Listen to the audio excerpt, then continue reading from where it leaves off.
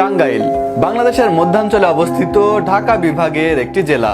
উপজেলা সংখ্যানুসারে টাঙ্গাইল বাংলাদেশের একটি এ শ্রেণীভুক্ত জেলা।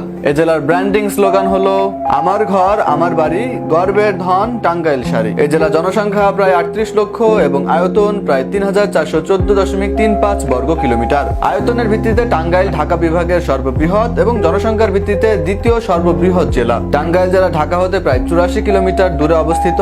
এই জেলার পূর্বে রয়েছে ময়মনসিংহ ও গাজীপুর জেলা, পশ্চিমে সিরাজগঞ্জ জেলা, উত্তরে জামালপুর জেলা, দক্ষিণে ঢাকা ও মানিকগঞ্জ জেলা। 1969 খ্রিস্টাব্দ অবধি টাঙ্গাইল ছিল অবিভক্ত ময়মনসিংহ জেলার একটি মহকুমা।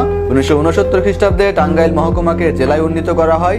এটি একটি নদী বিধৌত কৃষি প্রধান অঞ্চল। এই জেলা যমুনা নদীর তীরে অবস্থিত এবং এর মাঝ দিয়ে লৌহজং নদীও প্রবহমান। টাঙ্গাইল জেলার নামকরণ নিয়ে বিভিন্ন ধরনের মতবাদ রয়েছে। তার মধ্যে উল্লেখযোগ্য একটি মত হলো 1778 খ্রিস্টাব্দে প্রকাশিত রেনেল তার মানচিত্রে এই সম্পূর্ণ অঞ্চলটিকে আটিয়া বলে দেখিয়েছেন। 1866 খ্রিস্টাব্দের আগে টাঙ্গাইল নামে কোনো স্বতন্ত্র স্থান